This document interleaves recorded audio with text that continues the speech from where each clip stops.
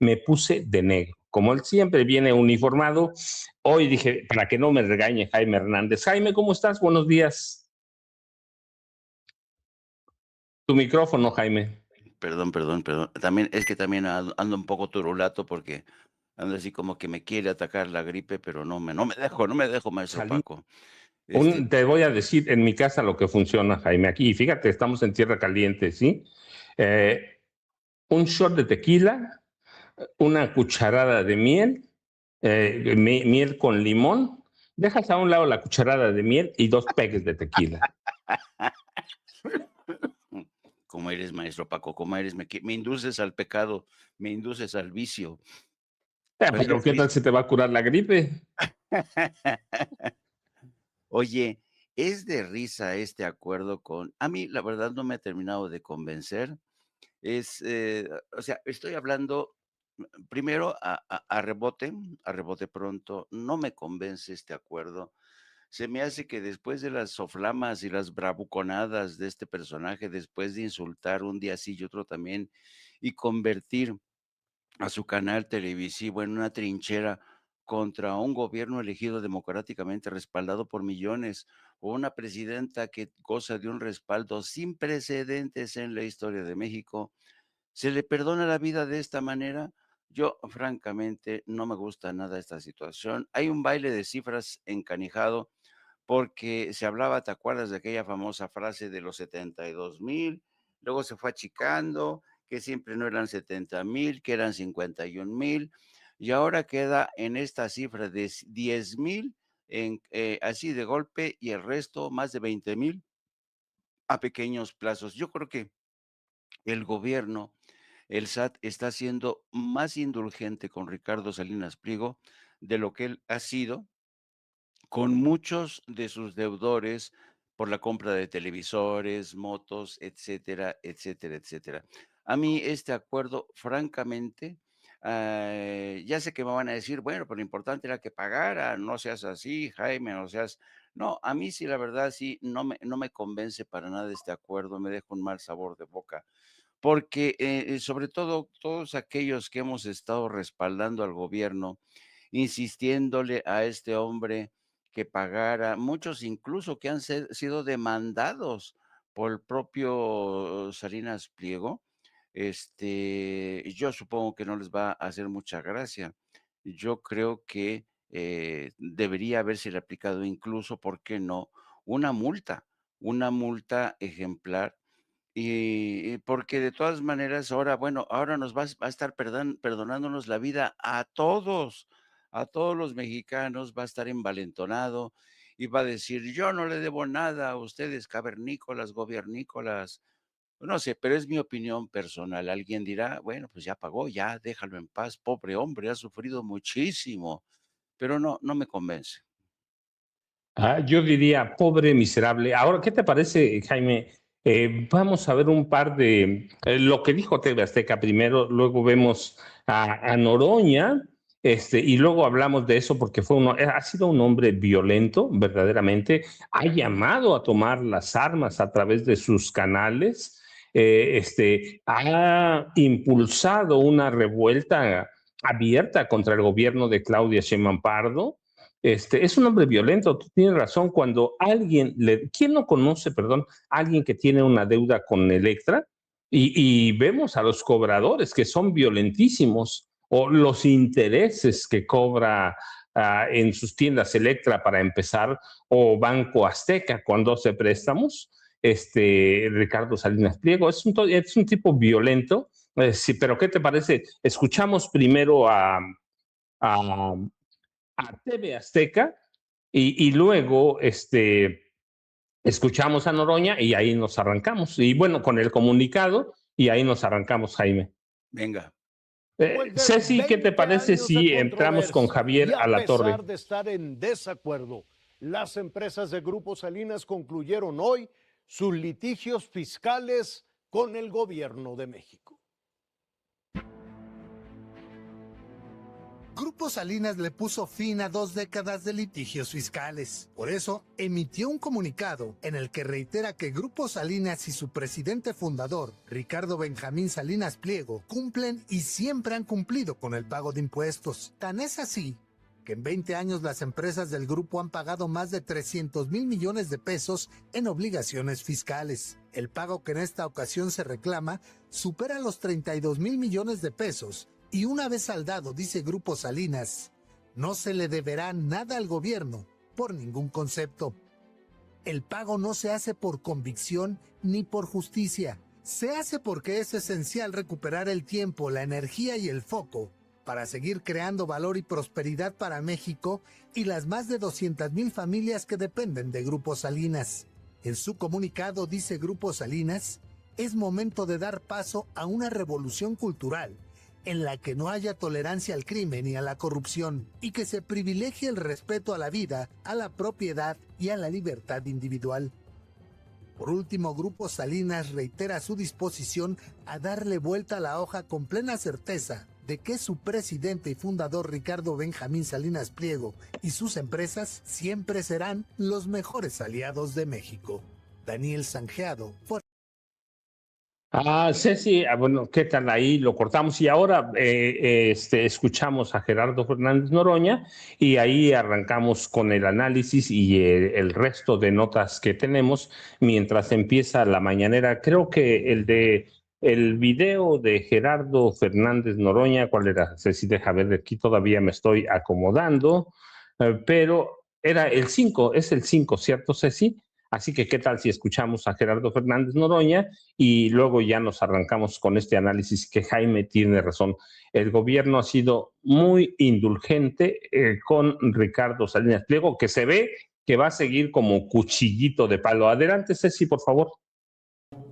Ricardo Salinas Pliego, por más que decía que estaba muy gallito y todo, pagó poco más de 10 mil millones de pesos y debe pagar 22,000 millones más en cómodas mensualidades en 18 meses. Un privilegio que la ley le da.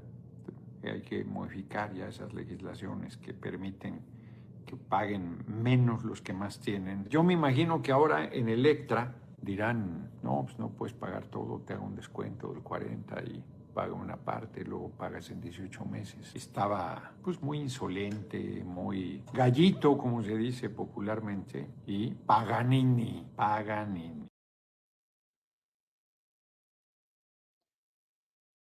Jaime, bueno, déjenme decirles, para mí el gobierno ha sido muy laxo con él, muy indulgente con él, pero con otros personajes que tenemos también, ¿no? De pronto como que deja la impresión de que hay cierto temor, supongo que no es así, que hay cierto temor del gobierno en personajes como Ricardo Salinas Pliego, no es así, pero por lo que leo en comentarios en vivo, por lo que leo en otros lados, hay la sensación en la ciudadanía de que a pesar de este cobro de 10,000 millones, 10,400 millones de pesos y del compromiso de que pague otros a 18 pagos por 1,200 millones de pesos cada uno, a pesar de eso, como que hay la sensación de indulgencia, ¿no, Jaime? Sí, sí, y yo creo que este es un problema que va más allá del caso particular de Ricardo Salinas Pliego, porque durante mucho tiempo, querido Paco, hemos vivido en un país donde los ricos y poderosos siempre recibían trato preferencial, ¿no? Se les permitía todo, se les exentaba de pagar impuestos, el Poder Judicial era extremadamente indulgente o incluso era cómplice de sus porquerías, de sus tranzas. Y yo creo que la percepción que deja en el público, en la ciudadanía en general, es que aquí se ha establecido de facto un agravio comparativo. Quiero decir, un agravio comparativo es cuando alguien recibe un trato preferencial, mayor indulgencia porque es rico y poderoso, porque tiene un canal de televisión, porque es capaz de vociferar en las redes sociales, de viajar a Estados Unidos, montar su show. Los que no tienen ese poder de viajar a Washington para pagar $500,000 o de dólares por un lugar en una mesa de la Casa Blanca para que le den acceso ahí junto aunque sea junto al baño, para luego sacar la fotografía y decir que tuvo acceso a la Casa Blanca. Este tipo, ¿cuánto habrá invertido Ricardo Salinas Pliego en la estrategia de defensa? Ha de haber gastado mínimo, mínimo, yo calculo que unos $10 millones, mínimo. Entonces, si esos 10 millones los hubiéramos sumado a lo que debía del SAT y lo que se le perdonó, estaríamos hablando de otra situación. Entonces, el agravio comparativo se establece cuando la mayoría de los ciudadanos mexicanos nos ensarta el SAT sí o sí cuando en cuanto termine el mes, si no has declarado los que declaramos mes a mes, si no has declarado tus ingresos, recibes inmediatamente el correo del SAT a ver cuándo cumple con su obligación. No, no, no, a este señor tardaron años, años. Lo protegieron sus cómplices en la Suprema Corte, lo protegieron sus camaradas en los medios de comunicación, sobre todo su canal La Azteca, lo protegieron sus comentócratas, sus cuates, ¿no? Entonces, yo creo que es evidente que aquí hay un agravio comparativo y por eso es que muchos de nosotros nos declaramos francamente a desagusto, muy a desagusto con este acuerdo, porque, insisto, sí, la ley le permite esa reducción, efectivamente pudo apegarse, pero después de enterarnos que debía más de 70 y tantos mil millones de pesos, que se quede en una cantidad francamente mucho menor, más de una tercera parte se le perdonó. Uno dice, híjole, no, no, no, no, no. En mi otra vida quiero ser Ricardo Salinas Pliego para que el SAT no me persiga, ¿no? De la manera como nos persigue a todos nosotros. Así es que se establece un antecedente, un agravio comparativo. Yo creo que la presidenta hizo hizo un cálculo político, pero hay a veces que, lo que decía Andrés Manuel López Obrador, a veces uno tiene que entender a los políticos, a los periodistas nos cuesta más trabajo entender este tipo de pactos, porque como solía decir López Obrador, somos más principistas, pero a los políticos dicen, bueno, más vale un mal acuerdo que un no acuerdo. Prefiero que ingresen esos recursos a las arcas nacionales porque nos hacen falta. Y además seguir pateando el bote con un hombre que durante años nos ha desafiado. Así es que uno se queda con estos sentimientos encontrados, querido amigo. Sí, y bueno, fíjense, es un tema polémico. Yo estoy leyendo el chat en vivo. Por ejemplo, Víctor Cruz dice, por algo se empieza, algo mejor que nada. Esto sirve para que empiecen a alinearse. Pero Enrique Alejandro dice, otra vez no me dan ganas de seguir pagando impuestos como pasaba con el PRIAN. No, la verdad es que es un tema muy polémico. Yo les confieso, no, yo voy a seguir pagando normal mis impuestos, pero sí me deja un mal sabor de boca porque de pronto da la sensación de que se le protege, de que ciertamente no es lo mismo que con el PRIAN, porque el PRIAN les condonaba los impuestos, ¿sí? Les condonaba los impuestos. Yo les he platicado en algún momento, documenté en 2014, 2015, documenté cómo cada año a partir del gobierno de Miguel de la Madrid, empezaron antes en el gobierno del presidente José López Portillo, pero ya lo regularizaron bien a partir del gobierno de Miguel de la Madrid y hasta el gobierno de Enrique Peña Nieto. Cada año le perdonaban a los grandes contribuyentes solo en cuestiones fiscales 600,000 millones de pesos por año. Y yo me pregunto qué va a pasar ahora cuando otros contribuyentes estoy tomando cifras de finales de 2025, que acabamos de terminar, ¿sí? Grandes empresas de México adeudaban todavía poco más de un billón de pesos al SAT, al sistema de administración tributaria en créditos fiscales, que no es otra cosa que la evasión. La mayor evasión se da en sectores manufactureros, de servicios y comercio al por mayor.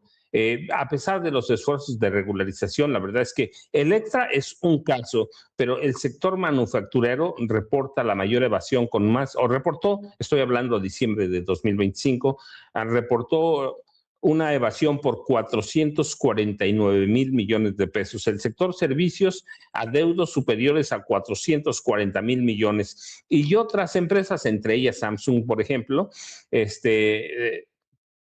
las refresqueras también deben, por ejemplo, las refresqueras 22 mil millones de pesos, una chatarrera debe 20 mil millones, una cementera debe 15 mil millones. Así que con todo eso, bueno, hay también otros casos de éxito. Walmart ha pagado, BBVA, Grupo Modelo, América Móvil, IBM, FEMSA, se han regularizado, pero yo de pronto me quedo con ese sabor de impotencia, porque es un tipo además que ha llamado a una rebelión contra el gobierno y que a través de su canal, que es una concesión del Estado, yo supongo que hoy va a endurecer su campaña contra Claudia Sheinbaum Pardo, pero miren, si lo hace a través de información seria, veraz, verídica, eh, está muy bien. El periodismo debe, y la comunicación deben servir también para eso, pero hacerlo desde la verdad. La cuestión que es un tipo que en sus noticieros, en sus programas de análisis, los poquitos que tiene, es un tipo mentiroso, tramposo, en el que, como dice nuestro viejo conocido Jaime Raimundo Riva Palacio, la verdad ya no importa. Así que yo me quedo con ese sabor de boca muy amargo, Jaime, un sabor de boca que entonces ahora todo el mundo va a decir, bueno, pues denme otros un año y medio para empezarles a pagar de apagos o de abonos chiquitos y como que eso es complicado, ¿no, Jaime? Ese es el tema. En cuanto, ese es el tema porque en cuanto se establece un precedente como este, es decir, el precedente del agravio comparativo, es decir, beneficiar a unos para perjudicar a otros o dar un trato desigual a unos o preferencial a unos, cuando tú estableces ese precedente, la gente dice, a ver, ¿y los que han tenido que pagar con intereses qué? ¿Y los que han tenido que pagar con multa qué?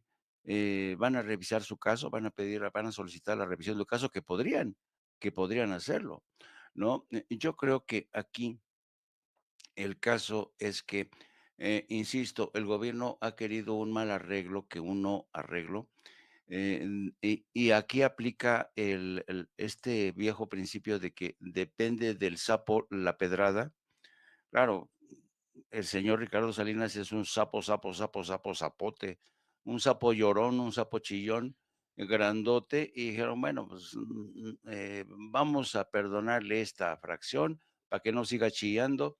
O sea, el que no chilla, no mama, ya es lo que ha hecho, es la estrategia de, por un lado, te amenazo, voy a contender a las elecciones presidenciales, empiezas a mandar a tus comentócratas y a tus terminales mediáticas a decir que tienes buen respaldo en las encuestas y te presentas como candidato del PAN, incluso como independiente. Eso por un lado. Y lanzas soflama y media, leperada y media. Y por otro lado, chillas junto a tu trabajadora, junto a tu empleada Pati Chapoy para que te enjugue las lágrimas y le digas, Pati, es que no es justo, Pati. Este gobierno nos maltrata a nosotros que trabajamos tanto. Eran lágrimas de cocodrilo, Jaime. Sí, sí, sí, sí. Y entonces con esta doble estrategia de chillar por un lado y amenazar por el otro, pues se ha salido en parte, con la suya. Y hoy veremos cómo el discurso, el relato de la 4T va a ser, no que no tronaba pistolita, no que no iba a pagar, no que así en ese plan para un poco todos estar en sintonía diciendo se le obligó, y sí se le obligó, pero se ha establecido un precedente que incomoda a millones de ciudadanos que todos los días pagan religiosamente sus impuestos.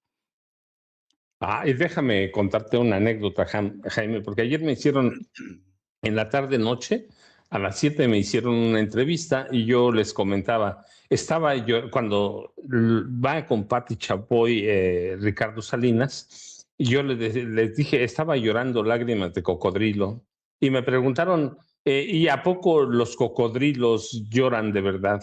Sí, que esa como nace la leyenda y yo les explicaba, bueno, en realidad sí lloran los cocodrilos, pero este dicho toma forma a partir de una combinación de observaciones biológicas mal interpretadas y antiguas leyendas que sugerían que los reptiles, los cocodrilos, lloraban mientras devoraban a sus presas, fingiendo un remordimiento inexistente. En realidad es un fundamento biológico. Los cocodrilos, cuando están fuera del agua, necesitan lubricar los ojos para limpiarlos y protegerlos de la suciedad y el exceso de sal. Y esto provoca una secreción lacrimal abundante que no tiene nada que ver con las emociones. Por eso los llaman lágrimas de cocodrilo. Sí, es un mecanismo de defensa contra la naturaleza, pero ahí nace Jaime. Perdón, Jaime, es que ayer me lo preguntaron y les dije, es que nunca han llorado los cocodrilos, pero sí lloran, Jaime. Oye, pero fíjate que le cae al clavo, porque claro, Ricardo Salinas, que estaba acostumbrado a vivir en una atmósfera de corrupción, de protección, de trabajo, de pues prácticamente pasarse la ley por la piedra. Cuando lo sacan de ese ambiente, pues necesitaba sus lágrimas de cocodrilo para poder de alguna manera sobrevivir. Ha sobrevivido, pero ¿qué va a pasar? ¿En qué se va a convertir a partir de ahora Ricardo Salinas Pliego? Una opción es que se convierta en un enemigo jurado de la 4T, porque imagínate, le han obligado a romper el cochinito, la herencia de sus hijos, de sus retoños. No sabemos qué va a hacer con su buque, va a reducir sus viajes, va a tener que vender el helicóptero, no lo sabemos. Entonces, yo creo que ha quedado muy tocado. Tú a Ricardo Salinas no le toques el bolsillo porque se puede convertir en tu peor enemigo. Sí, pero bueno, mira, ahí están, hasta Pati Chapoy tiene ahí sus lágrimas de cocodrilo, pero no, déjame decirte, Jaime, es que estoy leyendo el chat en vivo y verdaderamente es un tema polémico, no el de las lágrimas de cocodrilo, ya se las expliqué, sino el de Salinas Pliego, eh, va a dar mucho de qué hablar, pero para mí, déjenme decir, además de eso, me parece que interesante es que aquí el mensaje es que está preparando su campaña presidencial. Bueno, pero Agustín Hernández dice, es el mismo caso con las tortugas, mi Paquito, es un mecanismo biológico de defensa, pero yo estoy convencido que va a empezar a lanzar su campaña presidencial, Jaime, que de aquí en adelante vamos a ver a un tipo que va a estar metido en buscar su llegada. Bueno, primero la candidatura, yo supongo que va a ser del PAN, pero supongo también que Alejandro Moreno Cárdenas, nuestro viejo conocido, también fíjate, es que dice, déjame decir, mira, Eduardo Espinosa, Jaime, lee el código fiscal de la Federación, acabo de pagar el predial y me rebajaron por pagar en enero y por ser jubilado también. No, también, no, bueno, no, déjame decirle, está mal eso. Yo también soy pensionado y a los pensionados como Jaime, usted, Eduardo Espinosa y yo, nos hacen 40% de descuento, punto. Fuera de eso, no aplica ningún otro descuento. Sí, yo pago aquí en mi pueblo y pago en mi otro pueblo mis dos prediales y nos hacen a los pensionados el 40%, claro, con su credencial INAPAM, con eso le hacen el 40%, de ahí en fuera no aplica ningún otro descuento. Ni el 8% que dice no, aplica un solo descuento, punto. Pero el punto no es si nos hacen un descuento a nosotros, es que nosotros no podemos tardar 20 años en pagar el predial. Yo quiero ver que vaya a pagar el predial después de 20 años. Le hacen ciertos descuentos, pero nada más. O otros corrompió a magistrados, corrompió a jueces, acaban de Ahí el juez de Huatulco, ahí donde está su campo de golf, ¿no? Le regaló una camioneta, le perdonó cuántos millones de pesos de pago predial. Si a nosotros la ley nos va a permitir corromper, por ejemplo, a quien le cobra el impuesto predial, que llegue y le diga, te voy a dar 300 pesos, si le van a pagar, no sé, 1,300, yo en mi casa aquí pago 1,300, lo acabo de pagar de impuesto predial, que llegue y le diga, te voy a dar 500 pesos para que me cobre 100 pesos, ¿qué es lo que hace el alcalde de Huatulco? Si es un tipo ladrón, va, sin vergüenza. Entonces, si el gobierno, para mí, si va a tener va a ser indulgente con este tipo de sinvergüenzas, pillos, ladrones, pues entonces nos vamos a convertir en qué país. Ese es el punto central, creo que también marcas, ¿no, Jaime? Exacto, yo creo que eso es lo que se está perdiendo también de vista. El acuerdo que ha alcanzado Ricardo Salinas Pliego lo ha hecho, pero de alguna manera consiguiendo que, porque el SAT no tiene ninguna potestad jurídica para ir tras Ricardo Salinas Pliego por los delitos que de hecho cometió cuando se compinchó con magistrados de la Suprema Corte que también actuaron de forma ilegal.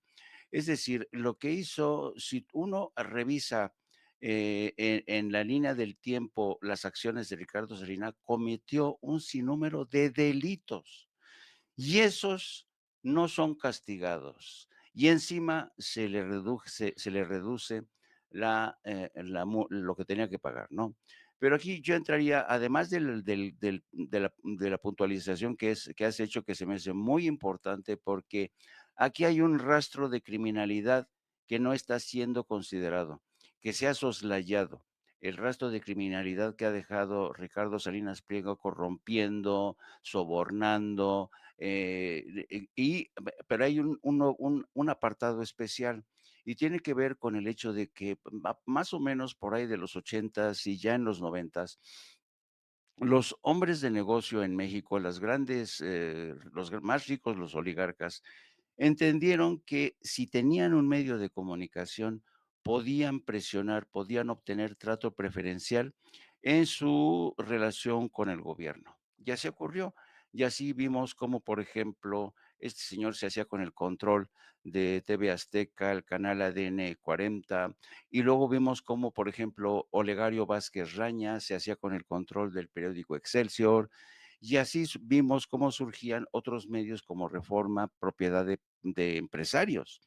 De tal suerte que los grandes medios de comunicación, los más poderosos, Televisa, están en manos de grandes empresarios que, además de tener ese medio, que les permite amedrentar al gobierno, presionarlo, lanzar campañas negras en su contra. Además de eso, pues diversifican su negocio en el ámbito de la construcción, en el ámbito de la aviación, en el ámbito de la, por ejemplo, Minería, de Jaime. la minería, por ejemplo, los hospitales Ángeles Ángeles, entonces todas estas Vázquez Raña. gentes Bueno, Vázquez Aldita ahora. más que salir, descubrieron que tener un medio de comunicación les ofrecía una ventaja comparativa, ¿no?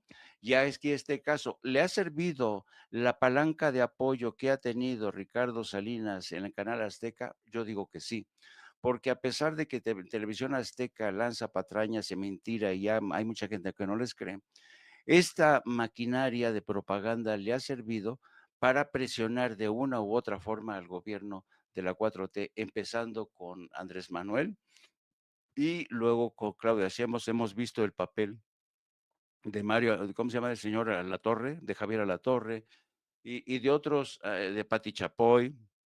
Entonces, yo creo que esta gente entendieron que teniendo un medio de comunicación a su lado, podían hacer y deshacer. Claro, ahora estamos viviendo una nueva época y Claudia Sheinbaum se enfrenta así a un doble frente, el de los medios de comunicación que un día y sí y otro también la crucifican, y el de las grandes magnates que se niegan, que chantajean al gobierno, que no quieren invertir. Hemos visto la continua confrontación de la presidenta, por ejemplo, con la banca, a quien le pide, por favor, rebajen las tasas de interés, por favor, hagan más accesible el crédito.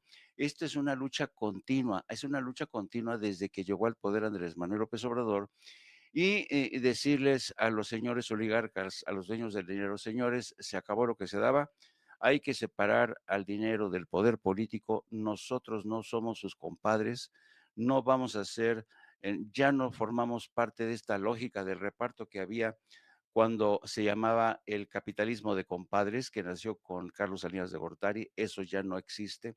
Y entonces, pues claro, esta gente se está adaptando a la nueva realidad. Al que más le ha dolido y le ha costado trabajo, pues es evidentemente este señor Don Chillón, que finalmente está pagando, pero desde mi punto de vista, insisto, debería de pagar más. ¿Qué tal? Seguimos ahora, pero déjenme decirles, es tiempo para decirles una lluvia de likes, por favor. Una lluvia de likes, compartir. Eso nos ayuda mucho, yo lo digo como lo dice Vicente, para monetizar este canal, que siempre andamos bajos de recursos para monetizar. Y bueno, y además de eso, dele a la campanita para que estos cabrones de YouTube no escondan nuestro contenido. Estoy tratando de citar a Vicente, que nunca va a ser lo mismo, ¿verdad? Es Vicente Serrano, pero una lluvia de likes y de compartir además. Y luego tenemos ahí a los superchats también, ¿cierto, Ceci? En dólares o en pesos, como nos lo señala Ceci ahí en esta flechita. Y tenemos el chayotito del pueblo, por favor, ya sabe que siempre nos hace falta y bastante falta una cuenta Banorte a nombre de Vicente Carlos Serrano Arroyo, que es no otro, sino Vicente Serrano, y el número de tarjeta, no de cuenta, el número de tarjeta en Banorte es el 4189 140055 118185. Los poco más de 7600 personas que estamos conectadas, enlazadas a la familia sin censura. Así que, pero va a ser Salinas un tema polémico. Déjenme decirle, por ejemplo, Efraín Tuso dice: esto provocará las burlas de la oposición. Yo pagué 11,000 de predial en Hacienda de Ojo de Agua en Tecámac, allá en el Estado de México. Efraín, yo tengo una casita, digo 1,300. Efraín, 11,000 pesos es una locura. Es una locura. José Luis Mejía, dicen los abogados que vale, tenemos 3,400 likes contra 7,000, casi 7,600 enlazados. Tenemos un déficit del 50%, que peleamos lo mismo. Saben, yo sigo todos los días ahí por ahí de las 2 de la tarde. Sigo a un comunicador que se llama, no lo conoce Jaime Hernández, pero se llama Jaime Hernández, no apto para cínicos, y siempre nos peleamos por eso. Veo a Jaime, a Batusay, a Hildy, batallando por lo mismo, por su lluvia de likes. Pero les decía, José Luis Mejía dice: dicen los abogados que vale más un mal arreglo que un buen pleito. En otras palabras, de lo perdido, lo que aparezca. La ley fiscal es pianista, hace falta una reforma fiscal. Y Roberto García dice: sería un magnífico candidato presidencial, pues sería fácilmente derrotado. ¿Quién votaría por esta basura? Y Víctor Manuel Cuellar Santiago, por favor entendamos, es un acuerdo conforme a la ley del SAT y no se le está protegiendo. Mejor pidamos a nuestros legisladores que cambien las reglas fiscales. Salinas Pliego va a ser un tipo de polémica. Bueno, no él, su conducta. Para mí es un tipo basura, ya lo dijo, ya lo dice Roberto García, siempre va a ser una basura, ¿sí? Un tipo tramposo, mentiroso, misógino, lépero, un tipo verdaderamente violento, porque además induce a la violencia a los televidentes. Así que va a ser un tema para mucho tiempo, Jaime, va a ser un tema que no nos va a dejar, y ahora lo tenemos que aguantar en serio, Jaime. Así es, porque no, ahora va a andar de perdonavidas, ahora va a andar de perdonavidas diciendo que, a ver, ustedes mugrosos, cállense, yo ya pagué, ustedes no saben lo que es trabajar, ustedes no saben lo que es dirigir una empresa. Yo le diría, sí, y ustedes no saben lo que es compincharse con presidentes corruptos, con políticos corruptos. Ustedes no saben lo que es asaltar un canal como el Canal 40. Ustedes no saben, la serie de delitos. Si uno sigue la pista desde incluso desde su padre, tú conoces bien el pasado de Ricardo Salinas Pliego. Es increíble la forma en que esta mafia de los Salinas se extendió, se expandió Y yo creo que proliferó durante la época neoliberal. ¿Por qué? Pues eso era el capitalismo de compadres. Compínchate con un político, sobórnalo, sabes, cortéjalo y vas a ser feliz, vas a hacerte millonario, vas a hacerte riquísimo, la ley va a estar a tu servicio, la justicia también. En fin, yo creo que seguimos viviendo, y esto creo que es en resumen la percepción que seguimos teniendo muchos mexicanos, al margen de si es correcto o no. Estamos hablando aquí de un trato muy desigual. Y en México la desigualdad es una epidemia que se ha extendido durante mucho tiempo, en todos los niveles, en todos los niveles. Así es que todavía nos falta mucho, mucho camino por andar, querido amigo. Así y nada más, vamos a cerrar con un comentario. Este tema claramente, y un comentario para mostrar todo esto y luego dos del chat en vivo. El alcalde de Santa María Huatulco recibió una camioneta de Ricardo Salinas Pliego y le rebajó el impuesto predial. Así que si hay corrupción, pues creo que eso lo muestra todo, ¿no? Pero Pirris Quiz dice, profe Paco, yo pagué predial con el 50% de descuento en Guadalajara con credencial de INAPAM. Regularmente hacen 40 en la mayoría de los municipios. Parece que 50, es 40, pero a lo mejor sí es 50%, porque el lo acaba de pagar, lo entiendo. Yo pagué 40% de descuento aquí, 40% de descuento en mi casa allá en el Estado de México también, pero esa no es más que eso y es un solo descuento. Sí, 50 o 40% y no aplica ningún otro descuento en cuestiones prediales. Pero luego dice Prometeo Alexander, no, es corrupción. A nadie se le cobra así como a Salinas, ciertamente. Eh, Julieta Tobar, que le quiten Electra si no paga. Bueno, ya lo veremos. Va a cubrir 18 pagos. Así que hay que esperar, pero como yo les decía, va a ser un tema polémico de aquí hasta 2030, Jaime, hasta 2030. Y déjeme, solo les decía para cambiar de tema, no debemos dejar de lado un par de diputados de Sinaloa. Fue víctima de un atentado esta semana, Jaime, y la Sí. diputada Elizabeth, los dos son de Movimiento Ciudadano. Ayer por la noche se dio a conocer que la diputada Elizabeth Montoya perdió un ojo en ese ataque y que el diputado Sergio Torres se encuentra en estado delicado, aunque estable tras ser intervenido de manera quirúrgica. Pero el punto central es esta violencia política, como la violencia en general, necesita tiempo para regularizarse, para controlarse, Jaime. Yo no achaco estos ataques de violencia política al narcotráfico, sino justamente lo que dije es violencia política, violencia derivada de los cacicazgos políticos que hemos tenido en este país, Jaime. Sí, eh, mm, yo creo que nuevamente cuando ocurren este tipo de incidentes, estas tragedias, ¿sabes? Nos vuelven a remitir a la política de antaño, ¿no?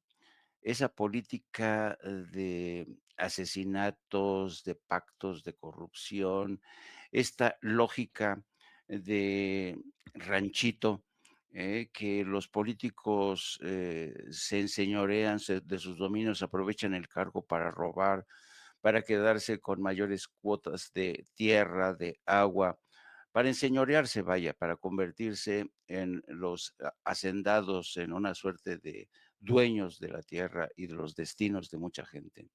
Esa cultura política tan perniciosa sigue subsistiendo y curiosamente yo creo que esta política, la cultura política de este corte, corrígeme si me equivoco, y creíamos que se había sido desterrada, pero no. Y lo que es más proliferó, creo yo, durante el sexenio de Vicente Fox, un hombre que administró el país como si fuera su rancho. Entonces, esta cultura política de la violencia que regresa cada vez que hay ciclos electorales es como una maldición, ¿no? Regresan los asesinatos, los ajustes de cuentas, que dejan entrever los pactos con el crimen organizado, los pactos, las vendetas entre caciques. Y esto es muy triste porque ciertamente la violencia ha sido, yo creo, uno de los impedimentos que siguen básicamente lastrando nuestro avance hacia la democracia plena. Eh, mm, no me gusta, a veces, tú sabes que yo como periodista no me gusta hablar demasiado en términos alegóricos o con eufemismos de corte académico, porque sabemos como periodistas, nosotros nos pateamos la tierra, sabemos lo que es un crimen, un asesinato, sabemos lo que es arrebatarle a la gente su tierra, sabemos los que son las disputas entre, entre facciones políticas, entre grupos de poder. Lo vimos recientemente en Uruapan, ¿no?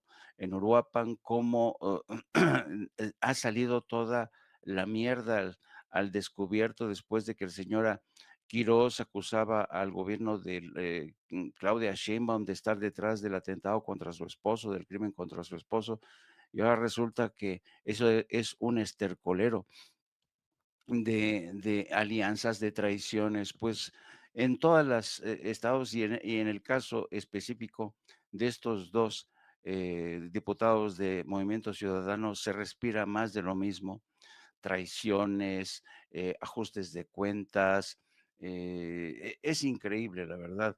Por fortuna, el diputado que era el que corría mayor riesgo y ayer se declaraba en situación muy, muy grave, estaba en cuidados intensivos, ha experimentado una mejoría, pero la diputada ha perdido un ojo. En qué tipo de cultura política estamos navegando?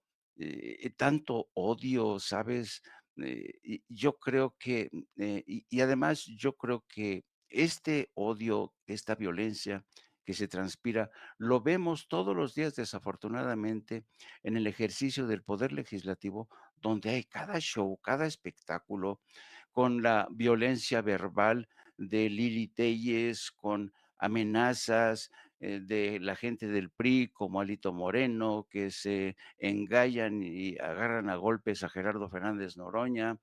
Este tipo de cultura política que se le tiene que combatir y se tiene que inocular el principio de la tolerancia, de la cultura democrática. Yo recuerdo hace mucho tiempo platicando con eh, Jesús Silva Herzog, que fue un político de larga trayectoria, un hombre muy inteligente, fue secretario de Hacienda, en algún momento figuró en la lista para ser presidenciable, fue embajador de México en Madrid y precisamente al término de su misión como embajador de México en Madrid, yo me acuerdo que me fui a cenar con él y le pregunté, oiga, don Jesús, ¿qué lección se lleva usted de España, de cómo ha vivido aquí en Madrid? Y me dice, me llevo eh, la cultura de la tolerancia. Me gustaría que en México fuera un país más tolerante, que no hubiera violencia, que hubiera un mayor entendimiento, ¿no? Que tu adversario político no fuera tu enemigo mortal. Desafortunadamente, don Jesús Silva Herzog ya nos dejó, se nos adelantó, pero creo que fue un político de los viejos políticos mexicanos que entendió que en México se necesita de la tolerancia.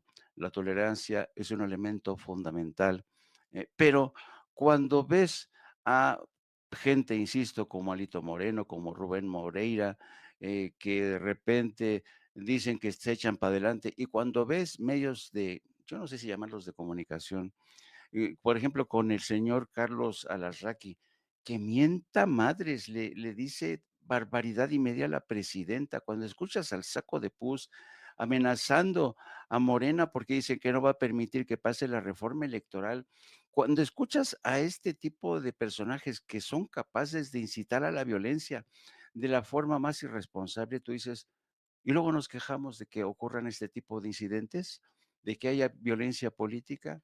de que se cepillen o intenten cepillarse a 2 diputados y que queden en condiciones realmente deplorables, con un ojo perdido, el otro al borde de la muerte. ¿Qué país estamos creando? Esta clase política, yo creo que tenemos una clase política, querido Paco, que no está a la altura de la circunstancia, incluso en el seno de Morena. ¿Cuántas veces hemos criticado las actitudes de varias gentes de Morena que no saben que ya estamos viviendo otra época? Yo creo que por primera vez en muchísimo tiempo tenemos una sociedad civil, una sociedad que va por delante, infinitamente más por delante de su clase política. Nuestros ciudadanos mexicanos son más capaces de ser tolerantes, solidarios, no todos, no todos, ¿no? Pero creo que el ciudadano de a pie ha entendido que más vale respetar a tu vecino, ser tolerante con tu vecino. Ya eso de pararte y echarte broncas por cualquier pretexto en un semáforo, ya sabemos cómo puede terminar eso, ¿no? Pero desafortunadamente la clase política no aprendió la lección y quiere arrebatar el poder a como dé lugar, y quiere que las mafias quieren seguir controlando los hilos de la política que les ha beneficiado durante tanto tiempo. En fin, esto es un tema que yo creo que amerita de un estudio profundo, de un debate muy, muy en serio en México.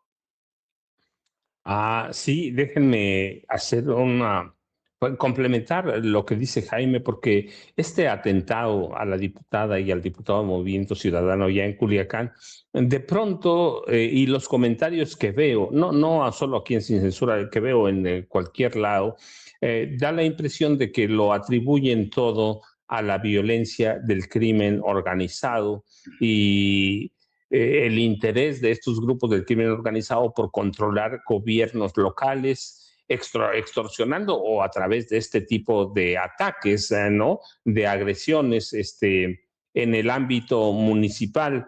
Para mí, la verdad es que yo lo dudo. De pronto me da la impresión de que tomamos el crimen organizado, en especial el narcotráfico, como un pretexto para decir, bueno, pues es narcotráfico ya, y ahí lo dejas, es el narcotráfico, y por eso tenemos tanta deformación informativa. Yo insisto que en este país hay una historia de violencia política, entendida esta como el uso de la fuerza física o psicológica a través de caciques políticos que no tienen nada que ver con el crimen organizado, entendido como narcotráfico principalmente, y delitos como la extorsión o la trata de personas. Para mí, si analizamos la historia de este país, Jaime, tenemos una definición de violencia política perpetrada por caciques políticos que quieren hacer aparecerla como violencia derivada del narcotráfico, y esta violencia que nosotros tenemos histórica la conocemos bien. Tenemos, por ejemplo, los magnicidios, el de Luis Donaldo Colosio Murrieta, sí, Francisco y Madero, sí, el vicepresidente Pino Suárez. Es decir, tenemos un contexto de violencia atribuida a grupos políticos que ahora, a quienes ahora les interesa que se vea como violencia del crimen organizado. Tenemos una violencia caciquil que nada tiene que ver con, que sí es criminal, pero no es entendida como narcotráfico. Es una violencia caciquil política derivada del uso de la fuerza de grupos que intentan mantenerse así, ¿no? Podemos ir nosotros a la evolución de la violencia política, que a menudo incluso se llega a confundir como terrorismo, y evoluciona desde acciones directas contra, en este caso, dos diputados locales, que seguramente ni tienen que ver, no digo que no tengan nada que ver con el crimen organizado, pero que seguramente que ni tiene que ver con esa violencia, sino con el caciquismo político, que es el uso de la fuerza física, económica o simbólica por parte de líderes locales o caciques locales para mantener dominio absoluto, el control de recursos políticos, la lealtad clientelar en zonas rurales y urbanas. Y este es un fenómeno común en México. Lo podemos ver no solo en Sinaloa, lo podemos ver muy ampliamente en Guerrero, por ejemplo. Lo podemos ver en Guerrero y es parte del perpetuar un control mediante la represión, la impunidad, a la cooptación de autoridades y se elimina la competencia democrática. Sí, el uso de la fuerza, de esta fuerza caciquil política, a la que le quito el entendido o la vena del narcotráfico, que implica amenazas a la integridad personal, asesinatos, actos violentísimos para someter a facciones contrarias o a la población incluso, y esto se llama clientelismo, se llama represión, y el control se mantiene, como dicen los analistas y estudiosos, con pan y palo o con zanahoria y garrote, ¿no? Beneficios o atentados a cambio de lealtad, y violencia si el cacique no consigue lo que quiera. Así que, y que no tiene que ver nada con crimen organizado, que no se lo estoy quitando aquí, lo que estoy diciendo es que de pronto tomamos al narcotráfico como un pretexto para todo, ¿sí? Fue el narcotráfico, ya lo dejamos a un lado, que sea la federación, lo dejamos y lo atendemos todo a la federación. Tenemos violencia política de género también, ejercida por caciques, y esto es restringir los derechos políticos. Así que los cacicazgos en México también han evolucionado adoptando apariencias democráticas, pero que se sostienen mediante la violencia, como esta de los dos diputados de Movimiento Ciudadano en Culiacán, ¿no? Incluso podemos verla a través de surgimiento en algunos casos de grupos armados autodenominados autodefensas, pero que son parte de la violencia caciquil de este país. Yo de pronto le quito muchas cosas al narcotráfico porque de los 80 para acá, y en especial a partir de los 90 del siglo XX, 1990, ¿no? Empezamos con, fue el narcotráfico, pues es violencia del narcotráfico, ahí lo dejamos. Esta es violencia del narcotráfico, ya no lo investigamos. Y nos olvidamos que tenemos violencia caciquil, Jaime, violencia política de vieja. Sí, y yo me quedo con tu reflexión, porque creo que es más, es mucho más tangible quizá en los tiempos que corren. Me quedo con tu reflexión sobre que el caciquismo, la cultura caciquil en la política ha evolucionado con el tiempo. Y que yo creo que, por ejemplo, a veces es mejor citar ejemplos concretos, ¿no? Yo pienso, por ejemplo, en el caso de Sandra Cuevas, que era terrible, que las alianzas con criminales. Y ahora tenemos el caso de Alessandra Rojo de la Vega, que es una mujer que ha financiado al Bloque Negro, un grupo muy violento, es decir, y es una forma de cacicazgo político que pretende defender eh, privilegios, corruptelas, contratos en el sector inmobiliario, donde tú quieras, permisos, beneficiarse de esta economía informal tan rampante que, que realmente que genera recursos impresionantes. Esta forma de caciquismo pervierte el ejercicio de la política y parece mentira que es precisamente en la Ciudad de México donde, digamos, donde la 4T tiene uno de sus bastiones más importantes, es donde todavía sigue perviviendo este tipo de cacicazgo político, desde las filas del PAN. eh, y yo creo que espero, realmente tengo confianza de que con el tiempo esta clase política, que es una basofia, termine por entender que los ciudadanos ya no aceptamos esto como un trágala. Yo creo que la voracidad de los políticos, vimos cómo el deseo, la codicia de la hija de Ricardo Monreal por quedarse con esa delegación dio paso a un monstruo quizá peor como Alessandra Rojo de la Vega. Entonces yo creo que este tipo de cultura política nos va a seguir acompañando desafortunadamente, porque además se da la casualidad que este tipo de caciquismo también está estrechamente vinculado con medios de comunicación.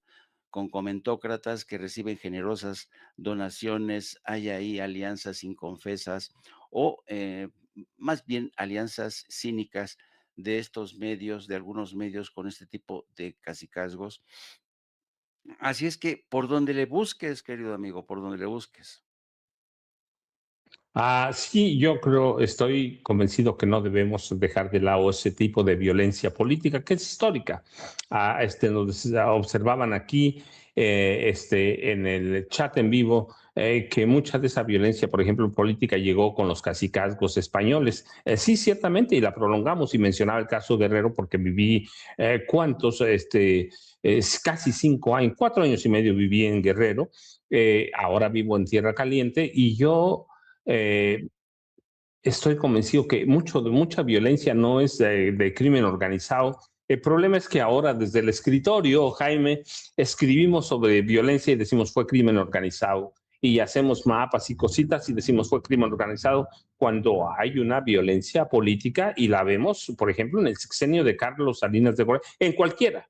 Pero se me ocurre, ya saben, siempre saco ejemplos diferentes. Hoy se me ocurre Carlos Salinas de Gortari, Luis Donaldo Colosio Murrieta, José Francisco Ruiz Macié, el cardenal Juan Jesús Posadas Ocampo, se lo atribuyen al narcotráfico. Yo lo dudo, este, por todos los indicios que hay, el cardenal tenía informes que vinculaban a Salinas al narcotráfico, así, pero es un crimen de violencia política, más de 600 militantes del PRD asesinados por órdenes de Salinas, claramente desde antes que empezara su sexenio.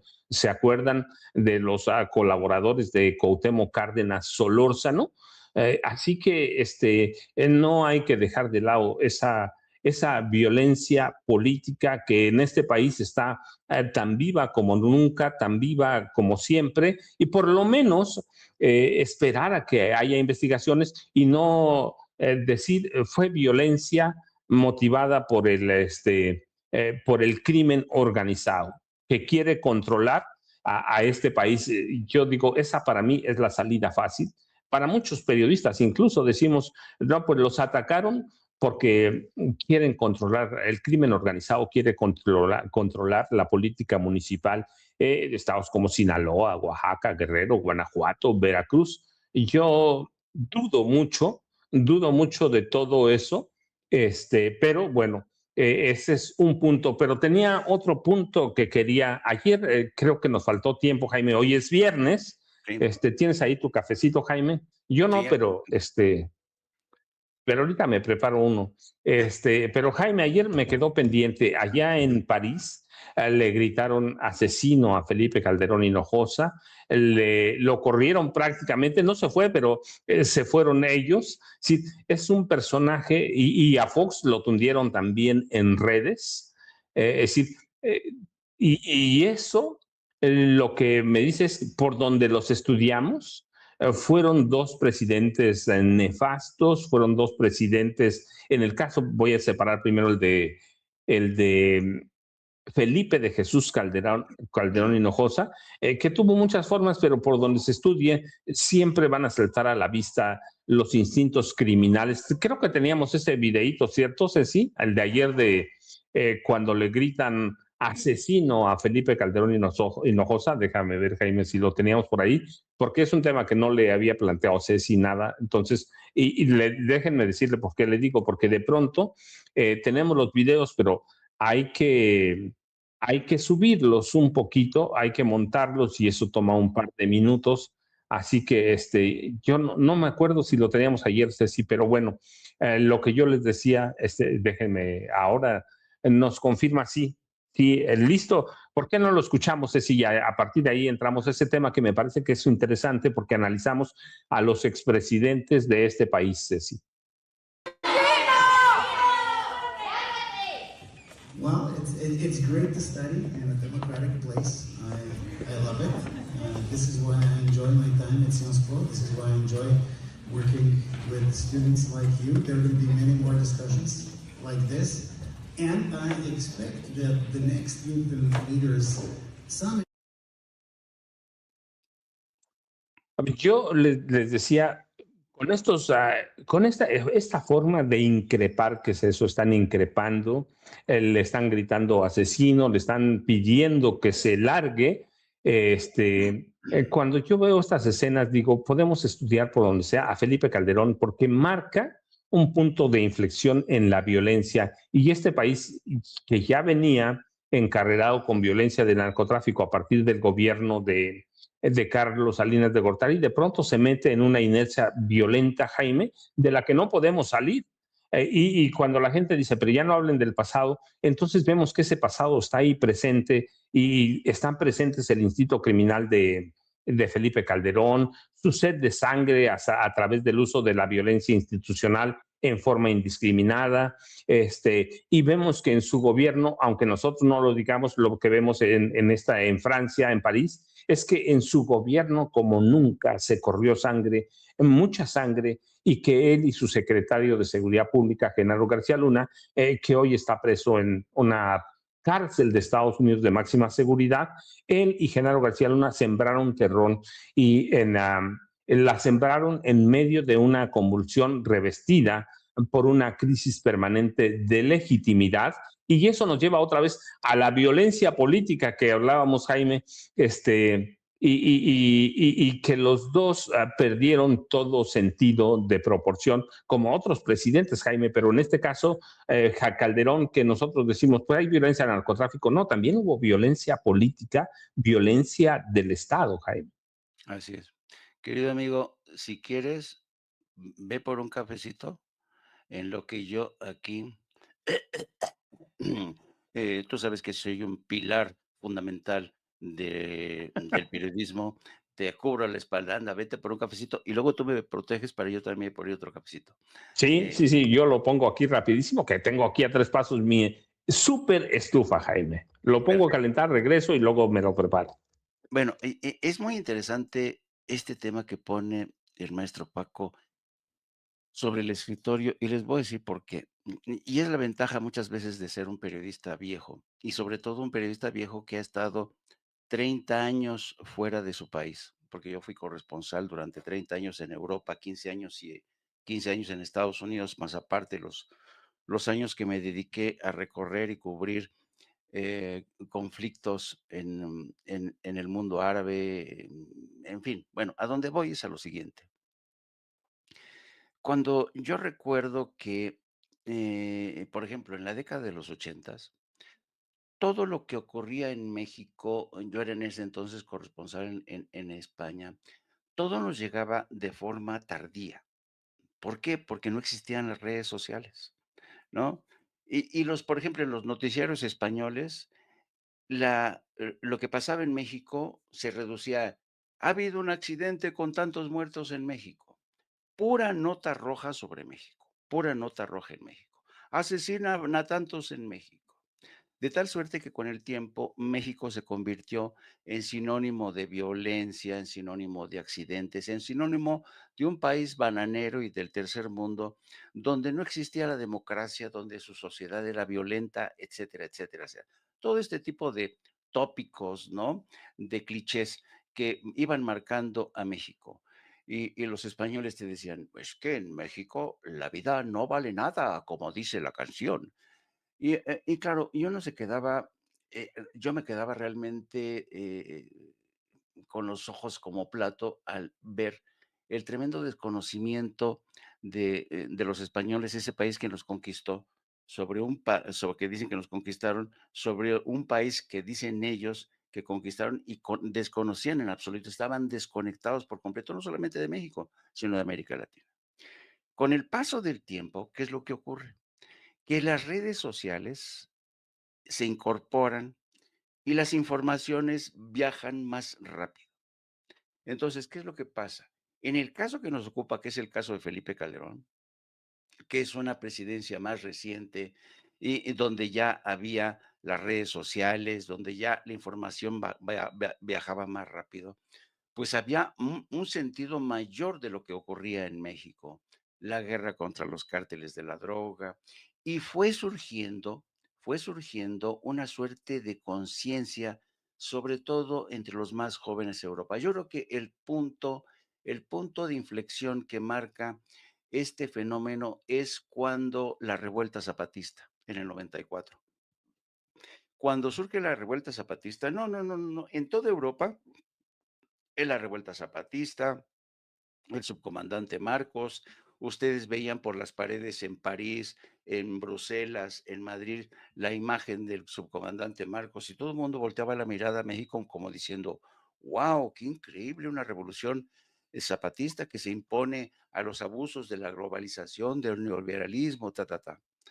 Y con el paso del tiempo, claro, el interés por México fue creciendo y la velocidad a la que viajaba la información era mayor. Entonces, la guerra desatada por Calderón viajó, utilizó a las redes sociales como principal vehículo, de tal suerte que lo que ya ocurría en México podía impactar sin sospecharlo, de manera insospechada en países como Ámsterdam, como París, como España, como Londres.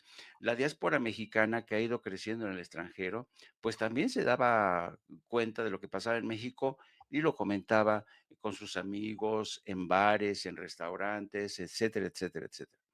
Y entonces yo creo que la guerra declarada por Calderón, que dejó una huella profunda, eh, eh, eh, ha creado una suerte de conciencia entre las nuevas generaciones, esas que observan a México con curiosidad. Ahora mismo, por ejemplo, México es un punto de referencia. ¿Por qué? Por la 4T. Primero con Andrés Manuel López Obrador y ahora con Claudia Sheinbaum, que se ha convertido Claudia Sheinbaum. Sorry, Mr. President, usted fue una estrella increíble, pero Claudia Sheinbaum es una estrella de rock. Como decía usted, Claudia Sheinbaum es una giganta.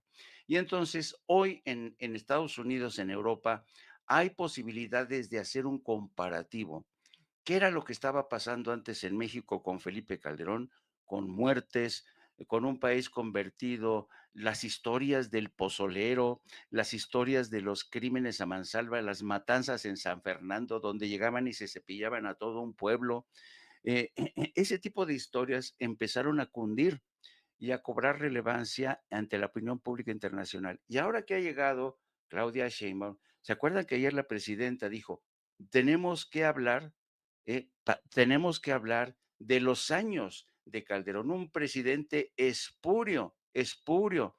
Entonces, yo creo que ahora la opinión pública internacional tiene la oportunidad, tiene la posibilidad de comparar entre el antes y el hoy, con Claudia Sheinbaum y con ese carnicero llamado Felipe Calderón.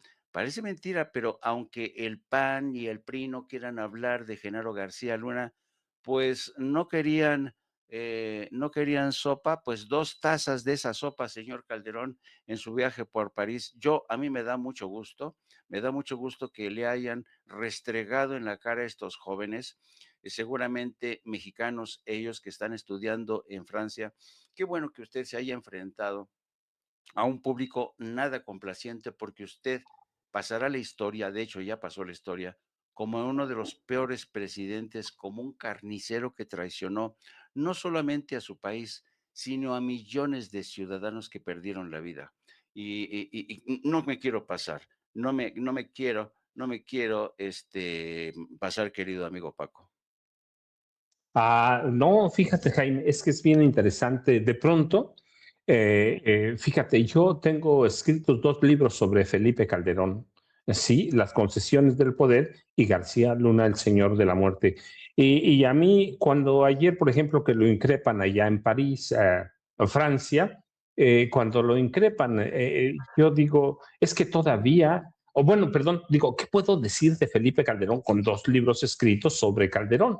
Sí, las concesiones de poder, que es el tráfico de influencias que ha marcado el gobierno de Calderón y de Margarita Zavala, que es la primera vez que dije que había un cártel del narcotráfico operando en Los Pinos, Jaime. Había un cártel operando en Los Pinos y Y yo digo, y después García Luna, el señor de la muerte, digo, ¿qué puedo decir de Felipe Calderón? Pero no, fíjate, ayer, por ejemplo, me preguntaban por qué yo insisto en llamar guerra a lo de Calderón si él lo está desmintiendo o se ha dedicado a desmentirlo.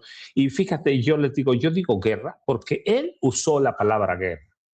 Después descubriríamos y documentaríamos que esa guerra fue una farsa para eliminar algunos cárteles, meter miedo a la población, crear otros cárteles e intentar controlar el narcotráfico y dosificarlo para legitimarse en el poder.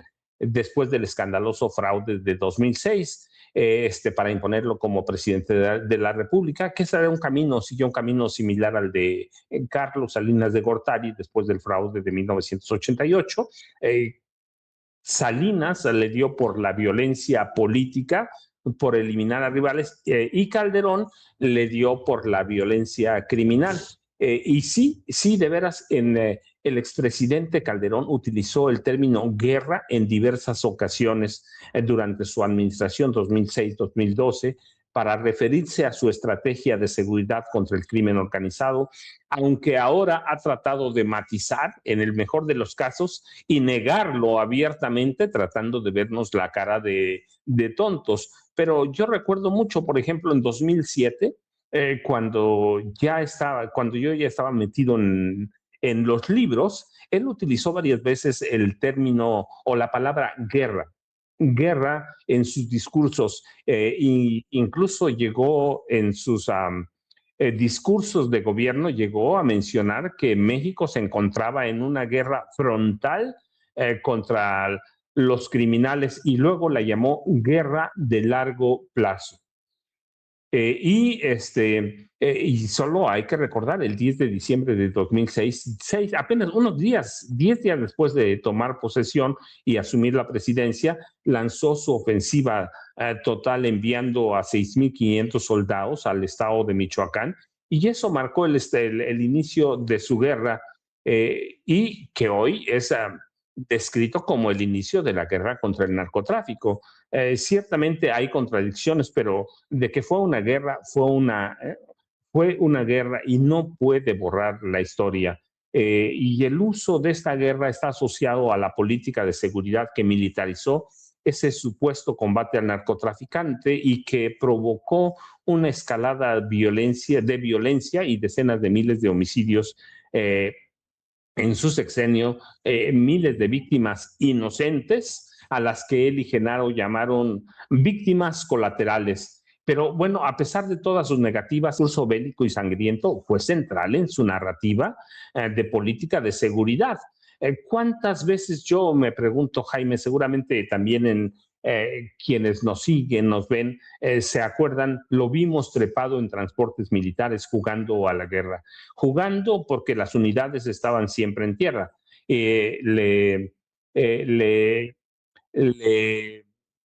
Le daba lo mismo trepar a tanquetas que aviones y le gustaba presumir su uniforme de jefe supremo de las Fuerzas Armadas, y ahí me da un poco de risa, y risa nerviosa más bien, porque es cuando nace, bueno, a partir del uso de la casaca militar, de la gorra, nace el comandante Borolas, que le impone, y muy bien, el presidente Felipe Calderón Hinojosa, el presidente Andrés Manuel López Obrador, y que nunca se le va a quitar. Cuando uno dice, incluso cuando busca en internet comandante Borolas, aparece el comandante Borolas, Felipe Calderón, y fíjate, y después durante su presidencia Calderón participó en diversos actos y ceremonias militares en su papel de comandante supremo de las Fuerzas Armadas. Y yo recuerdo, por ejemplo, imágenes del 19 de febrero de 2011 en Reynosa, cuando se trepó a operar, manejar, como lo quieran llamar, un vehículo blindado tipo Sandcat, algunos le llaman Soncat, no, es Sand de arena, Sandcat y Cat de gato, durante un evento de la cuarta zona militar. Los vehículos tácticos blindados Sandcat son diseñados por el ejército mexicano, así que verdaderamente Felipe Calderón estaba metido en una guerra contra el narcotráfico, y yo recuerdo mucho que en aquella época llegó como copiloto de guerra al general Guillermo Galván, que era el secretario de Defensa. Así que yo digo, ¿qué más puedo decir de Felipe Calderón después de dos libros? Pero no, la verdad, Jaime, es que eh, hay tantísimas cosas por hablar de Felipe Calderón, de Genaro García Luna, del general Galván, que le permitió todos los excesos. Y recuerdo mucho cuando había órdenes no escritas claramente de que el ejército y la marina se convirtieran en fuerzas letales y que no dejaran a un herido. ¿Y por qué no dejaban heridos? Porque los heridos pueden hablar, Jaime. Así que, y yo recuerdo mucho a la prensa de esa época, 2006-2012, a la que le gustaba, claro, recibía muchísimo dinero. Calderón le entregó a la prensa 51,000 millones de pesos en su sexenio, y fíjense, digo 51,000 millones desde la presidencia de la República, porque aparte le entregaban a la prensa dinero de la Secretaría de Salud, de la Secretaría de Hacienda, de las gubernaturas. Pero bueno, a esa prensa le gustaba fotografiarlo vistiendo su casaca militar y su gorra, en ese inicio de la guerra contra el narcotráfico. Así que, o lo recuerdo mucho en una marcha de la lealtad, si no me equivoco, debe haber sido en la de 2012, en un caballo militar. Así que, con la sangre de decenas de miles de muertos corriendo por todo el país, Calderón fue un exhibicionista, un asesino jactancioso, y por eso se merece lo que le pasó este miércoles en París, y se lo recordaron en una visita al Sciences Po, al Instituto Sciences Po, un grupo de estudiantes. Cuando le dicen asesino, esa palabra le asienta bien, Jaime, ese calificativo es el que se merece. Claro, podemos decirle ladrón, sinvergüenza, pillo, y le van a aplicar todos, porque yo he documentado, Jaime, cómo se robaron 400,000 millones de dólares, 400,000, documentado con documentos, valga el pleonasmo, de Hacienda, pero el de asesino le queda muy bien, le va a quedar, y creo que vamos a tener mucho tiempo para analizar todavía ese sexenio. Fíjate, a veces, Jaime, me preguntan, ¿por qué hablamos solo de 120,000 muertos en el gobierno de Calderón? Y yo les digo, no, es que hay muchos más, hay decenas de miles más, pero días antes de que Enrique Peña Nieto tomara posesión como presidente de la República, sostuvo un encuentro privado con Calderón. Luego se filtró a la prensa ese encuentro, y llegaron a un acuerdo, Calderón y Peña, esconder todos los datos, muertes, secuestros, la sangre que corrió en la guerra contra el narcotráfico, de tal forma que nunca vamos a saber cuántos muertos hubo, cuántos secuestros, cuántos desaparecidos.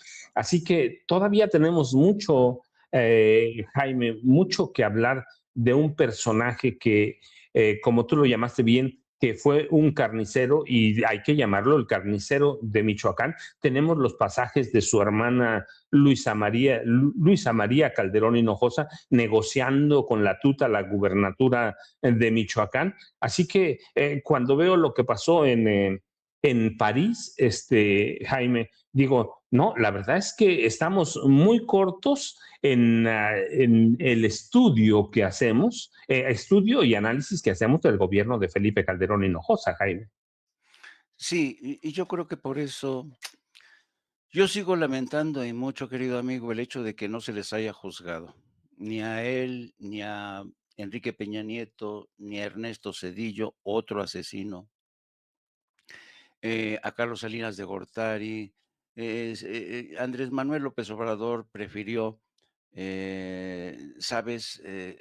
Tratando de justificar esa decisión, dijo que él haría como hizo Argentina en el pasado, cuando firmó la ley de punto final Argentina, que perdonó a todos los militares. Bueno, Argentina es Argentina, pero yo creo que los resabios del pasado en México son una cosa brutal.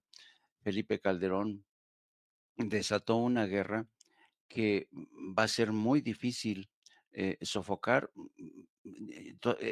Es muy cierto este viejo dicho que dice, desatar una guerra puede tardar segundos, segundos. Una guerra estalla en cuestión de segundos, pero sofocar una guerra puede tardar hasta 100 años, hasta 100 años. Entonces, para aquellos que siguen echándole la culpa a la 4T, que ha sido incapaz de sofocar la guerra que dejó Calderón, habría que recordarles que todas las guerras civiles tardan años, décadas, y dejan tras de sí profundas heridas, trincheras abiertas. Hay numerosos casos y estudios que hablan de cómo en países, por ejemplo, fíjate qué tan lejos estamos de la Guerra Civil Española, y España sigue dividida, por lo menos ideológicamente, intelectualmente, en dos trincheras, los conservadores y los rojos. Y esa guerra tardó demasiado en sofocarse. Así es que esta guerra que desató Calderón todavía seguirá coleteando por el resto de los tiempos. Así es que un coscorrón de vez en cuando se lo merece. Claro que sí se lo merece el señor Calderón. Fíjate, Jaime, pero estoy viendo los chats en vivo que siempre son bien importantes. De pronto no creen que no los vemos, pero sí los seguimos. Fermín Cruz dice, acuérdense de Arturo Durazo Moreno. Déjenme contarles, sí, claro que nos acordamos de Arturo el Negro Durazo Moreno. Fue la época que le tocó. Mi hermano y mi papá todavía eran policías en esa época, así que conozco la historia. Recuerden, el Negro Durazo era un criminal cuando José López Portillo propone como jefe de la policía de la Ciudad de México al Negro Durazo. La CIA le da a conocer que era un narcotraficante y que estaba vinculado al crimen organizado. Y López Portillo les dijo, para que entendamos lo que es la CIA, no solo México, López Portillo les dijo, bueno, pues es el hombre que va a acabar con Francisco Sagún Vaca. ¿Te acuerdas de él? Que era un tipo violento, salvaje, asesino, y que era pariente de Marta Sagún, por cierto. Les dice, va a acabar con todos los comunistas de este país. Y la CIA dijo, adelante.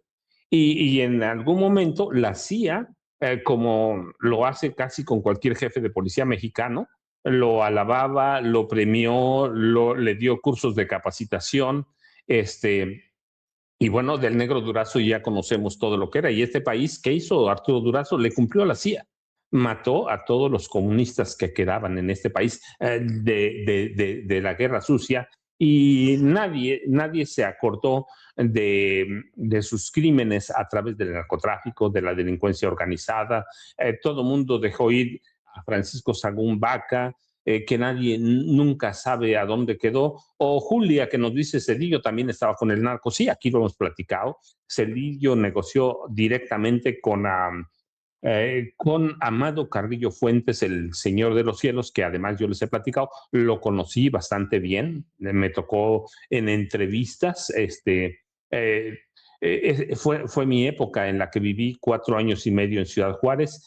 Él se fue a formar allá a Chihuahua como narcotraficante en Ojinaga. Recuerden, cuando cae el cártel de Guadalajara en Guadalajara, en la Ciudad de México, cuando lo empiezan a desmantelar después del asesinato del Kiki Camarena, que era un agente especial de la DEA, Ernesto Fonseca Carrillo toma una decisión y envía a 3 de sus sobrinos a terminar de aprender lo que es el negocio del narcotráfico. Los envía con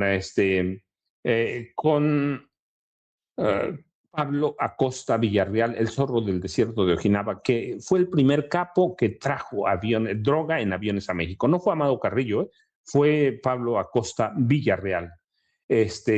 Y los manda a aprender a Ojinaga, que todo el mundo hablaba de Cártel de Juárez. Y sí, en Cártel de Juárez vivían, pero la droga, y lavaban dinero, pero la droga se transportaba a través de Ojinaga, y ahí aprenden Amado, Cipriano y Vicente Carrillo. Cipriano muere en un accidente muy sospechoso con una arma de fuego, pero Vicente y Amado, ya saben, despegan, y el Amado primero negocia directamente con Ernesto Cedillo Ponce de León y su esposa, ya saben, está documentado. Yo lo documenté por mi parte.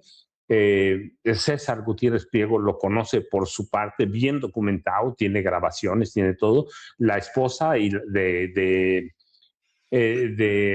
Ernesto Cedillo Ponce de León y la familia de la esposa controlaban al cártel de Colima. abiertamente. ¿Qué fabricaba el cártel de Colima? Las metanfetaminas, que no son otra cosa que drogas sintéticas, drogas sintéticas que devienen finalmente en el fentanilo que hoy está tan de moda por lo peligroso. Así que el narcotráfico es una historia larga, pero bueno, estábamos en, ah,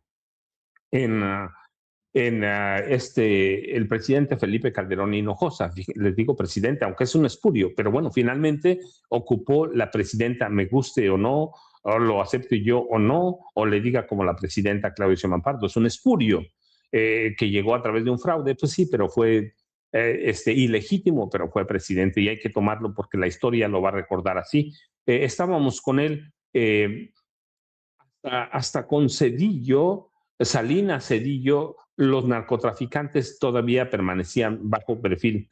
Después viene una época descaradísima, no la primera, la segunda en la que el Estado intenta controlar desde la presidencia a todos los grupos del crimen organizado. Todos los presidentes estaban vinculados con el crimen organizado, hasta Enrique Peña Nieto.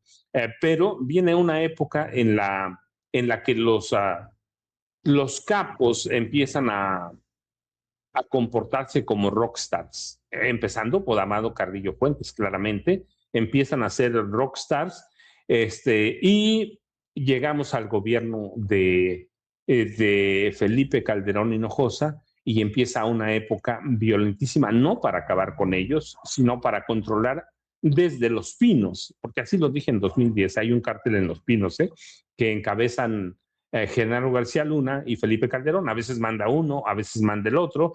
Lo único que era real ahí es que Felipe compraba las armas y el que mataba era Genaro García Luna, y todos los presidentes como Felipe Calderón en América Latina han necesitado de matones. Podemos ver, hablaba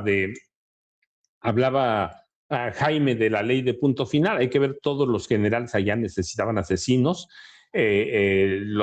Pinochet tenía su asesino, me acuerdo muy bien del Mamo Contreras. Fujimori tenía su asesino, Vladimiro Montesinos, pero tenemos a este gobierno de Felipe Calderón que prácticamente se beneficia de una guerra y que yo digo todavía necesitamos estudiar mucho más ese sexenio, como el de Vicente Fox Quesada, Jaime, que fue el que le abrió las puertas a Genaro García Luna.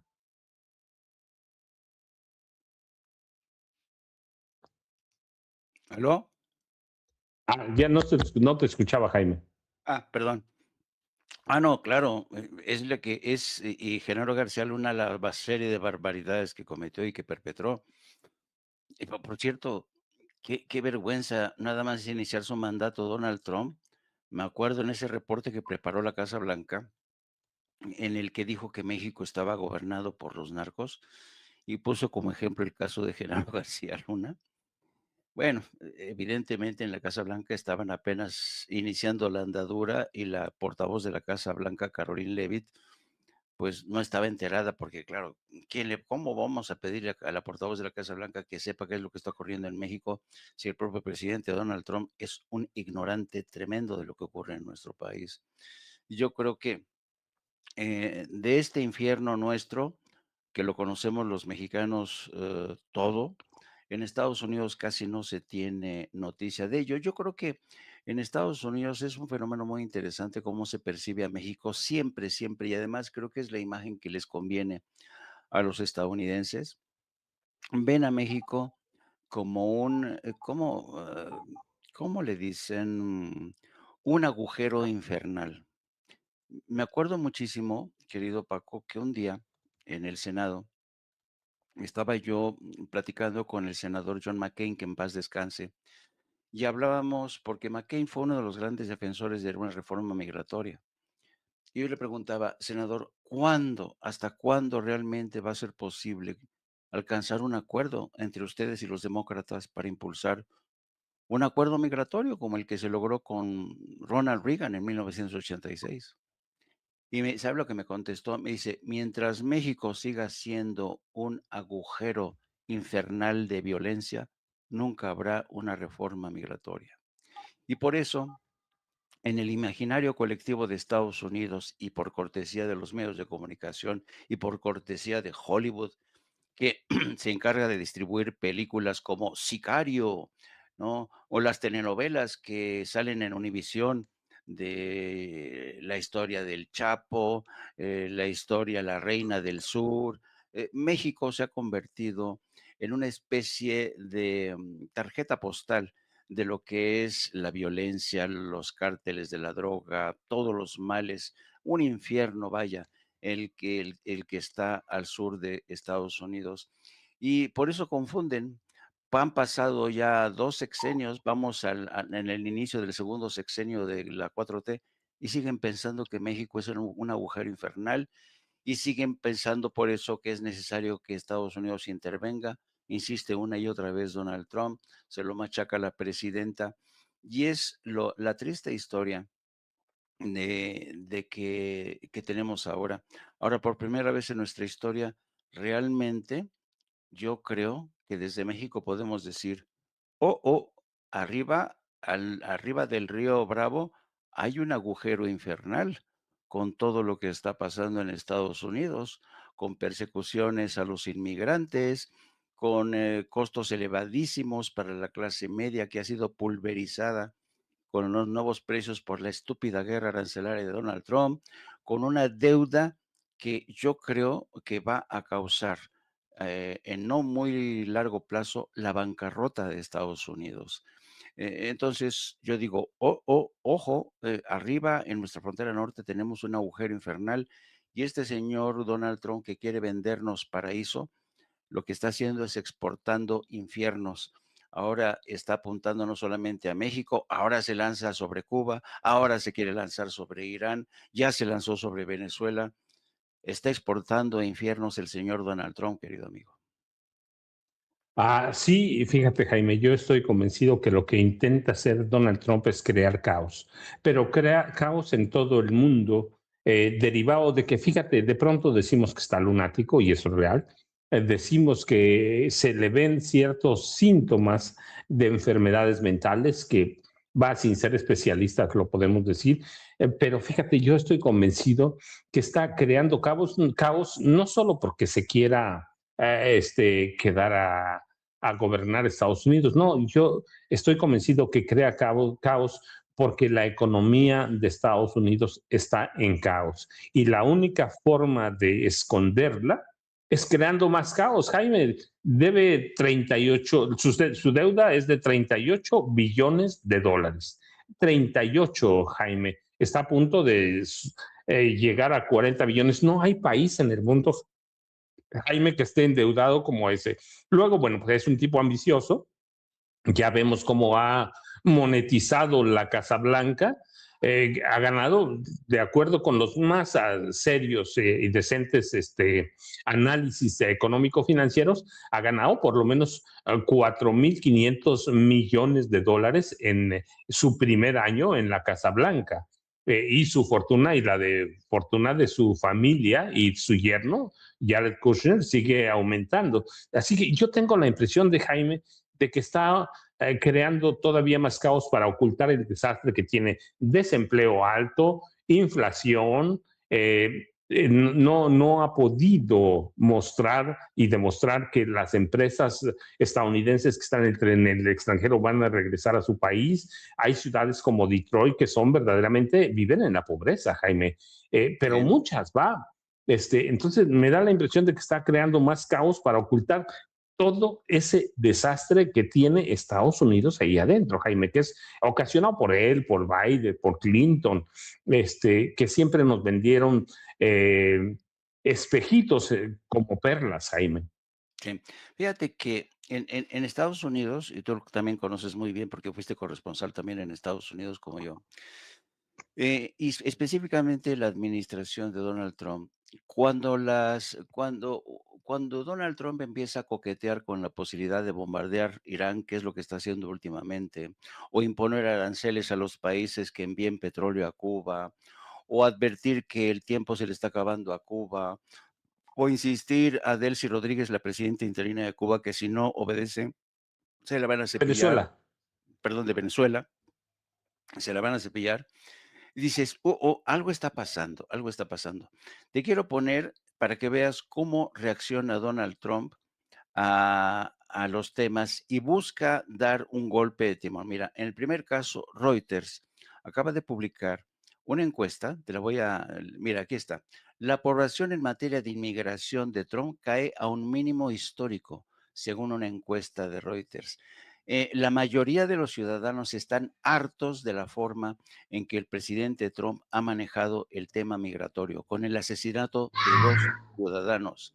Y yo creo que esto es muy importante, se ha caído el nivel de aprobación. Y entonces, ¿qué ha pasado?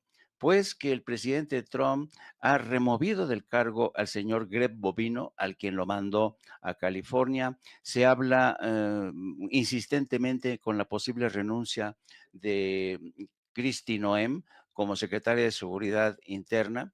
Hay un atorón ahora mismo en el Senado para que han suspendido por días, durante varios días, el financiamiento del Departamento de Seguridad Nacional y de ICE, precisamente a raíz de estos escándalos, la muerte de 2 ciudadanos que han pesado mucho. Bueno, a raíz de esta caída en los índices de aceptación por la labor que está haciendo Donald Trump, dice, ¿y ahora qué hago? ¿Ahora qué hago? ¡Pum! Vamos a preparar una intervención. ¿Sí o no? Político, vean ustedes lo que dice Político, es muy interesante lo que publica hoy Político. Dice, Político, dice, la encuesta, la mayoría de los votantes de Trump apoyan una intervención militar en más países. Entonces, si caen las encuestas en materia de migración, envía a Tom Honan a Minneapolis. Remueve del cargo a Greg Bovino por estúpido. Mantiene en la banca a Noam Christie. Dice, vamos a tranquilizar las cosas en el frente migratorio, que no haya más violencia, que no haya más muertes. Y como la gente está pidiendo intervención en el extranjero, vámonos con una intervención. Y de ahí se ha sacado de la manga la posible intervención en Irán, la posible intervención en Cuba con aranceles, ha amenazado a Canadá y al Reino Unido, ¿ves? Y esto todo está estrechamente relacionado con las encuestas. A Trump le preocupan mucho la opinión de los ciudadanos. ¿Por qué? Porque le preocupa mucho que en noviembre próximo pierda la Cámara Baja, la Cámara de Representantes y el Senado. Entonces, por eso está urgido de invadir Irán, no por cuestiones de que represente Irán una amenaza a la seguridad internacional. Ayer la Unión Europea puso a Irán en la lista de organizaciones que patrocinan el terrorismo. No, no, una salvajada de verdad. Pero si, ojo, si inician una guerra en Irán, se van a arrepentir porque creen que va a ser fácil, van a hacer que es un plato difícil de digerir. Yo no estoy tan seguro. Irán tiene muchísimos recursos, tiene muchísimos misiles de última generación, cuenta con el respaldo tecnológico de China y Rusia, así es que va a estar muy interesante. Y déjame solamente ponerle la cereza al pastel por lo que mencionabas tú, querido amigo, de la corrupción que representa Donald Trump en su primer año de mandato, se ha hecho con más o menos 1.400 millones de dólares en su haber personal. Bueno, ayer fue la cereza al pastel porque en un evento realizado en el Centro Kennedy, bueno, hay que decir que ahora es el Centro Kennedy Trump, se estrenó la película Melania. Y el presidente Trump, no, esta es una película con mucho glamour, pero claro, otros dicen, no, no, no, esto no es glamour, esto es corrupción. ¿Por qué? Porque se da la circunstancia de que Amazon, que posee el señor Jeff Bezos, que es a su vez dueño del Washington Post, le pagó a Melania 40 millones de dólares por los derechos de la película y añadió otros 35 millones de dólares para promocionarla. No hay película que haya contado antes con este financiamiento para promocionarla. 35 millones de dólares. El señor Bezos le besa los pies al señor Trump y a Melania. Les ha dado 75 millones de dólares el señor Bezos para que siga gozando de los privilegios de la cercanía con Trump y Melania. Pero quiero decirte algo más interesante. Esta película, que evidentemente ya va a ser distribuida a nivel nacional, ¿qué crees, querido amigo? Que la mayoría de los analistas han hecho un recorrido por las principales salas del país, en las salas cinematográficas, y resulta ser que muy poca gente está interesada en adquirir boletos por adelantado para ver esta película de Melania, una película que promete glamour, glamour, sí, sí, elegancia, como Melania, en medio de tanta violencia, en medio de una guerra civil como la que ha desatado Donald Trump. Este espectáculo de ayer en el centro Kennedy, muchas de las crónicas hablan de que fue grotesca la manera en que se apelotonaron todos los miembros del gabinete, todo el partido republicano, todo mundo quería estar junto a Trump y a Melania, besarle la mano para asistir al estreno de Melania. Un seguro fracaso en las salas cinematográficas de todo Estados Unidos y esperemos que también de todo el mundo. Bueno, yo, déjenme decirle, voy a ir a comprar mi boleto para irme a Washington, Jaime, al rato en mi jet privado para ver Melania antes de que fracase. Pero no, Jaime, de veras, yo te agradezco mucho estas a poco más de 2 horas de acompañamiento. Siempre sabes que va a ser un deleite platicar contigo. Norman hoy nos falló, seguramente se quedó dormido, pero ya el lunes, el lunes lo tendremos aquí, Jaime. Yo de veras te agradezco muchísimo. Vicente se va a enlazar en un ratito y Norman sé que anda malito, así que le mandamos un abrazo desde aquí, Jaime. Así que, Jaime, ¿con qué nos dejas? Yo para que te vayas a tomar un cafecito, mira, aquí tengo el mío, sé que tienes el tuyo, que vayas de acuerdo con nuestra edad, que vayas a desayunar, que echemos una pestañita, pero ¿con qué nos...? Y bueno, recuerden, Jaime, 2 de la tarde, 2 a 3:30, el programa especial de Yago Batusay con Jaime Hernández y Hildy y Nico, claramente, que ha tomado un papel protagónico en las últimas semanas, pero pues, Jaime Hernández, ¿con qué nos dejas? Y además aquí te buscamos en no apto para cínicos, recuerde, 2 a 3:30, más o menos, a veces un poquito más, pero 2 a 3:30 se va a informar, se va a divertir con Jaime, que además cuando le da voz a Nico o a Yago Batusay, verdaderamente se pone todavía más interesante, no apto para cínicos, Jaime. No soy yo, Paco, es un software súper, súper sofisticado que me ha costado muchísimo dinero y que traduce del idioma guau al español. Yo no soy yo, ¿cómo voy a traducir? Yo aprendí guau, pero era Bueno. complicado, aprendí guau, pero es complicado. Entonces dije, no, mejor vamos a comprar un software que traduzca inmediatamente, porque a veces traducir a Nico es complicado y al Batusay, sobre todo cuando se pone de malas. Pero ahí los espero a las 14 horas. Vamos a hablar de esto precisamente como Donald Trump, experto en dorarle la píldora a los ciudadanos, como le ha ido mal en el frente migratorio, como la gente está protestando por la violencia desatada, por la estupidez de haber metido al por mayor agentes en Minneapolis y en Minnesota. 2 muertes ya es demasiado, demasiado.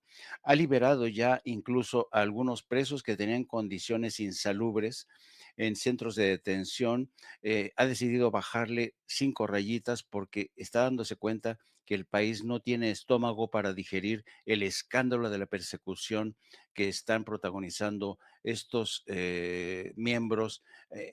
Va a haber nuevas regulaciones, se espera que ya no lleguen enmascarados, se espera que se reduzca su número, va a haber muchísimas salvaguardas que están precisamente discutiéndose en el Senado para mantener a raya a estos señores de la Gestapo, que son los de ICE. Vamos a hablar de eso y vamos a hablar también de esta increíble y temeraria idea de Donald Trump de atacar Irán, que desataría un infierno, un infierno.